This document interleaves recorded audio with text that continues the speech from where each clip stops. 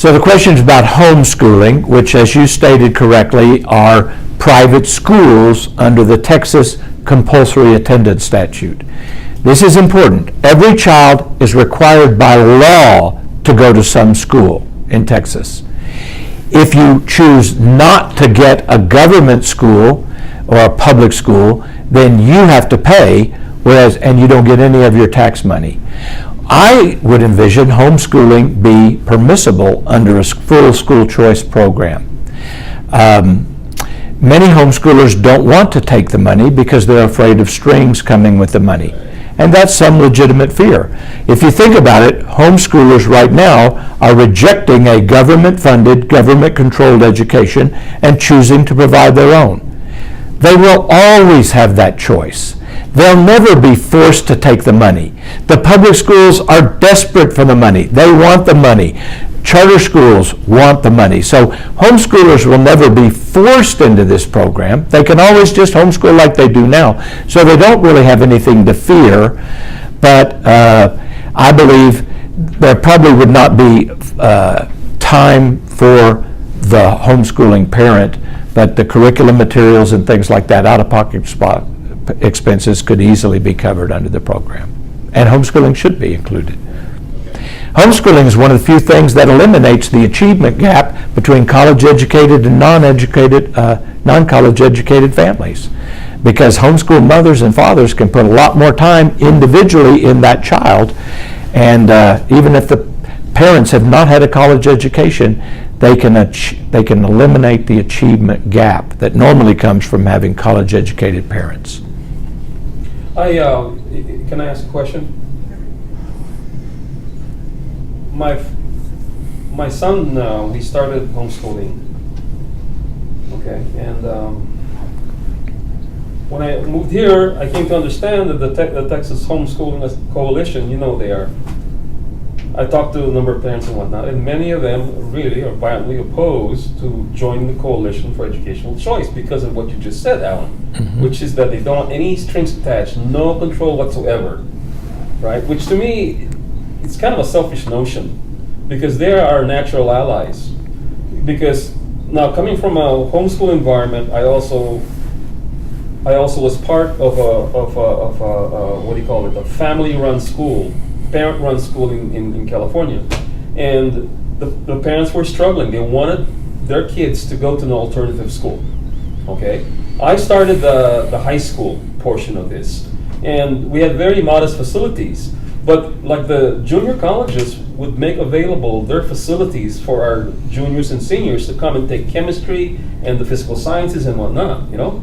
But of course this was in California, where there was no friendly support from the state. So to me, I think one of the scandalous failures in our coalition is not helping our community of homeschool families understand how this would benefit them. I agree. Now, the Texas Homeschool Coalition itself, which is the lobbying group for homeschoolers, does support school choice. And you are also correct that some homeschoolers do oppose it, but the association itself is in favor of school choice. Also, I tell homeschoolers that right now they are regulated. The regulations are so light that they often feel they're not regulated, but they're required by law to teach 5 subjects: reading, writing, math, I think history, and good citizenship, if I'm not mistaken on that. But they get to teach it however they want, teach those subjects. So it seems lightly regulated. But that's the police power that the government could force them to learn something. I think the reason homeschooling is so protected is because homeschoolers are adamantly, vociferously, in an organized manner protecting the right to homeschool. Every time the legislature tries to fight it, they show up. And I believe if parents could take their children to a private schools, if they started trying to regulate the private schools, that you would create a constituency that would then go and protect this program and say, don't regulate it so much, don't take it away from us. Right now, we have people who might generally benefit from school choice, but they don't know about it, they're not organized, But once you get a government program going and people can see, oh, my kids are in a great school now, they used to be in a terrible one, and you're saying you're going to eliminate this program, they'll show up at a meeting and speak out for their children's program being kept. So we need advocates like that. And that's generally been the experience across the country. School choice programs grow and they get more people supportive of them. Some people have said that Governor DeSantis of Florida, the governor-elect now, won because of about 100,000 black and Hispanic parents who were beneficiaries of the Florida school choice program voting for a Republican governor instead of a Democratic governor. And I only say the partisanship because the Republican Party does support school choice. The Democrat Party, as a rule and by platform, is against it. So it should be a bipartisan issue, and it is in some states. But if you want to know where the parties stand on it, those are the facts. What is the big obstruction in all places? Texas? Why is Texas such a... I think Texas has been hard because in a way it is such a big state. You're making a big change. You know, we have 1,054 school districts in Texas. The last time I counted may have changed a little bit, but that's a lot of, every one of them can send a lobbyist to the legislature, their superintendent, to say, we don't need school choice, we're doing a great job educating your kids and you'll take money away from us. Okay? That's the fear that they create, that you'll take money away from us. Well, number one, it only goes if significant numbers lead. And it usually is no more than 2 to 3% a year at any time. It's what economists would call marginal change. Not everybody leaves. No place has really public schools ever shut down unless they were already declining, like some of the school districts that have just lost students because people are moving out. You can't stop that. Though even there, then some of the charter schools and stuff will come back in, get a public school that the school district said was not fancy enough, and turn it into a charter school, and people will put their children there. You don't have to have fancy facilities. Some of the charter schools are doing far more than public schools with far less facilities. And so the homeschoolers. Yes, and the homeschoolers do. Though they have one commodity, that time on task and individual attention is something that they have in great abundance that public school doesn't have. So that's, everything. And again, the question is not which is the best kind of system. We hear this, public schools are better than public schools. I don't care. The question is, which school is best for my child at this stage of their life? You might be in a public school one year, you might be in a private school the next, because the public school has a great program your child needs, and there's some, or you move to a place where there's a great public school, you want your child in there, you put them in there. It's not which system is better. Who cares about systems? We care about children and their education. And so letting them have individual choice is what produces the maximum benefit. Yeah, I have a question. Back to Texas being so behind. So what can be done to mobilize change and rouse of enthusiasm, and what has been tried, what hasn't worked? Yeah, what can be done to change the school choice system in Texas? There must be active grassroots participation from parents and those who care about education and those who can get other people to care. We need mobilizers, we need organizers, we need grassroots, we need connectors, we need social media people, we need outrage, we need organization, and we don't have it. And so I cry out to people to join. There's one sort of statewide organization called Texans for Education Opportunity. I suggest people get on their their email list, Texans for Educational Opportunity. They're very, very good and try to keep you up to date. But we need an even stronger grassroots lobbying organization. The Texas Public Policy Foundation also is something that every activist should get on their email list and get all their material.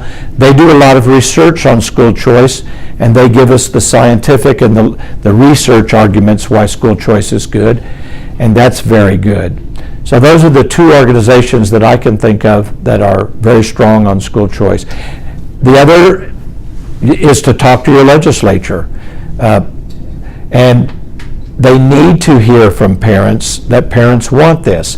They hear from public school employees all the time that we want to continue the monopoly. They always say, we're doing a great job. They ignore the fact that 50% of the children are failing to achieve college readiness in this state. Shouldn't you be college or career ready after you've been in education for 12 years? Why do we spend the money? Anyway, I'm just tired of it. So parents need to talk. Yes. Let me ask you this. So suppose it's 1985 in Texas or Oklahoma or wherever, and people are starting to think out loud, oh, I would like to homeschool my children. That's a very radical idea, right? That's a very, very radical idea. Nevertheless, successful. So by the time you get to the mid-1990s, there's a lot more homeschooling, and now it's pretty well institutionalized insofar as something like that can be. You have any thoughts on why this school choice, which seems a much more modest proposal, is so hard? Well, homeschooling doesn't take any money away from any group currently getting money. That's the difference. People fight over money in the legislatures. And so homeschoolers were just fighting for the right to be left alone. Right. And now they're left alone and they're happy and they stay there. And that's what they want to keep. I want to be left alone. Don't offer me money. Don't send me money. And so that's the difference, I think, between homeschooling and school choice with funding. You're arguing over money. Right. And political control. I think that's the answer. In the early days in Texas, there were some minority Democrats who realized how terrible it was. Fort Worth was an example. 87% of the black children aren't reading at grade level by third grade. They've been in school for at least 2-3 years, and maybe more if they went to a preschool. They didn't all have preschool, so I don't include that. But you know, if that's your big problem, then you shouldn't be doing anything but teaching reading.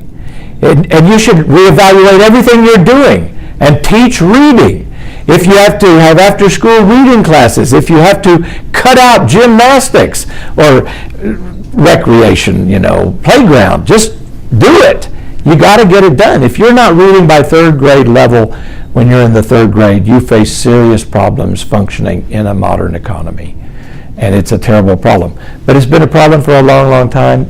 We've spent millions and millions and millions of dollars trying to improve it, giving it to the same people who can't fix the problem now. Why are we giving more and more millions of dollars to the people who can't fix the problem with the billions that they have? We spend billions of dollars on education in Texas, not just millions. Each year it's about $80 billion plus in Texas. It's a big state. I've been here 8 years. In my understanding, I've been watching the goings on, and thanks be to God for Alan. Alan's been in the trenches for 25 years, somewhere around there, and also pro-life. But I remember a speech last year that Lieutenant Governor, was really being a good advocate for school choice. And he says, look, public school system already, is pulling 52% of the state's budget. But the constant mantra of the public school industry, unions, administration, whatnot, is that we need more money, we need more money, we need more money. And then flash forward to the data. Failing schools, failing schools, failing schools, right? But no choice. Charter schools are bad, new schools are bad, homeschool is bad, right?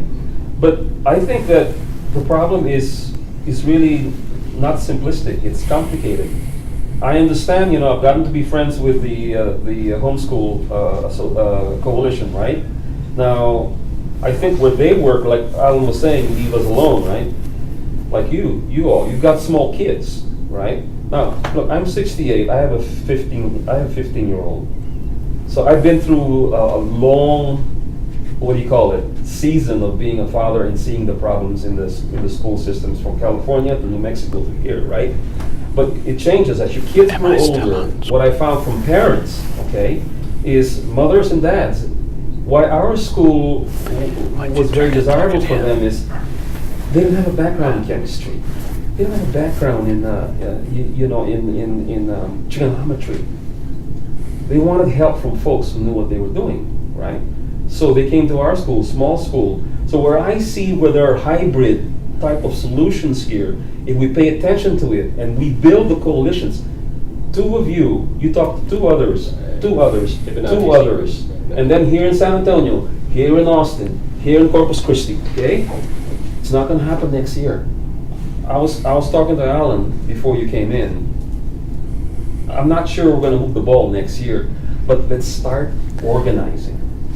Before us old fogies are gone, you folks have got to take over and understand what's going on and look at the solutions that are available. And now correct me if I'm wrong, what I've seen the established school choice folks do, right, is incremental. Just try to get something. Like the last legislative session, there was an effort to, it was very modest for depressed areas. Right. And even that didn't pass because of the Strauss, Hoover D, what do you call it, wall that said no school choice, not even a modest attempt. Right, Alan? Mhm. That's what happened last year.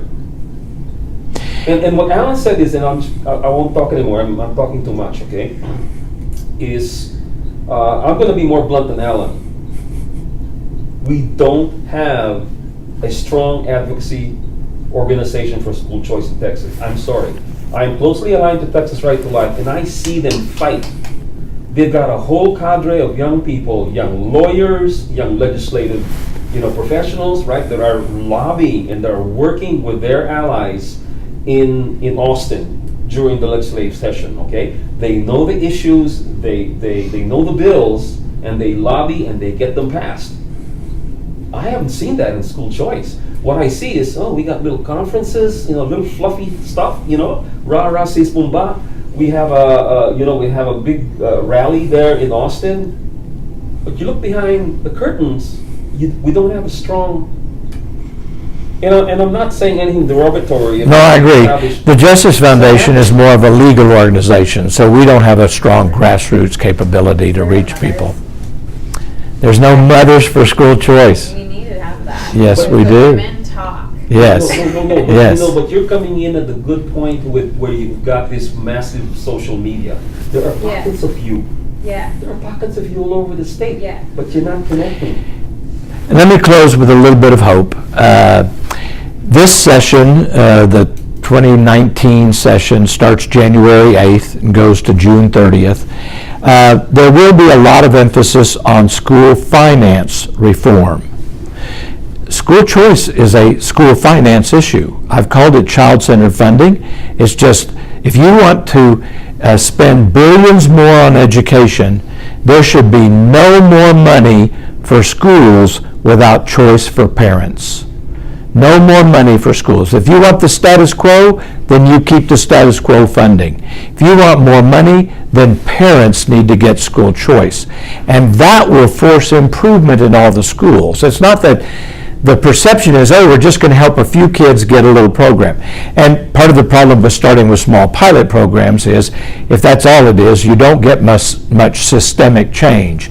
It has to be open to a lot of people to make an impact. But even if it's only a few people who leave, it's the possibility that many could leave if you don't improve that forces improvement.